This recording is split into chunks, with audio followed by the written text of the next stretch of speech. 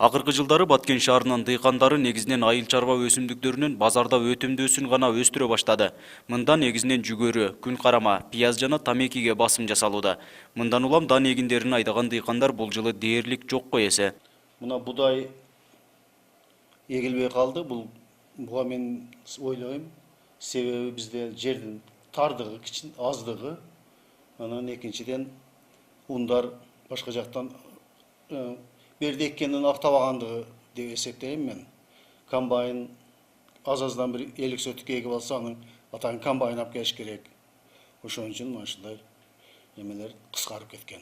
Мындан шаардагы үрөнчүлүк чарбасынын ишмердүүлүгүнө залакасын тийгизген. Атайын түшүмдүүлүгү жогору, кылкандуу дан эгиндеринин үрөнүн өндүрүп, бирок аны жайылтууга мүмкүнчүлүк болбой калган. Анткени дыйкандардын буудай айдабай койгондугунан тонналаган үрөндү Ош облусундагы ун комбинаттарына арзан баада тапшырууга аргасыз болушкан. 30 гектар дандык буудай эктик. Азиброш деген сортунда мына бизде практикадан өткөн бияктан өзүбүз өндүрүп көргөнбүз, жакшы түшүм берди.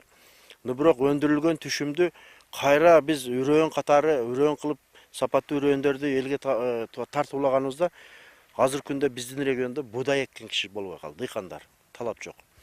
Анан мына былтыркы жылы да бир 50 тоннадан ашуун айласыздан ун комбинаттарга тапшырдык. Шаар аймагындагы буудай аянттарынын жок болуп кетүүсүнүн себеби сырттан импорттолгон ун азыктарына байланыштырышат. Мындан сырткары буудайды тегирменден өткөрүүдө жана комбайнга салууда дыйканга эч кандай пайда калбай калат. Ал эми жер аянттарынын тардыгынан чоң техниканын иштөөсүнө да ыңгайсыздык жаратат. Ошол себептүү бул аймакта тегирмендер да комбайндар да жок болуп кеткен. Баткен шаарында комбайн жок, мындай бир эме калган. Мисалы чүйлөргө окшоп миңдеген гектар чоң карталар да жок, андай кичине болсо да ал комбайн кайтышы, жүрүшү да кыйын керек болсо.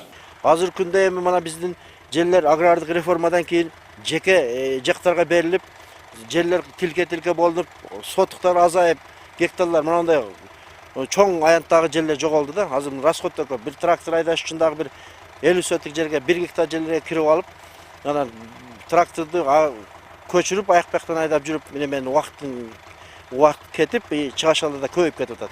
Адистердин айтымында дыйкандардын мындай чыгашаларын жоюу үчүн ирлешкен айыл чарба кооперативдерин түзүү зарыл. Мында жердин асылдуулугу жогорулап, которуштуруп айдоого да мүмкүнчүлүк түзүлөт. Ошол эле учурда дыйкандардын күйүүчү майга болгон чыгашалары да азаят. Кичине жерлер дагы 10 сотук, 20 сотуктар баары биригип айдаса жакшы болот эди. Бир сотугуну 70 сомдон айдайт. Алардан көрө гектар айдаган арзан түшөт. Гектарын 2000 сомдон айдайбыз.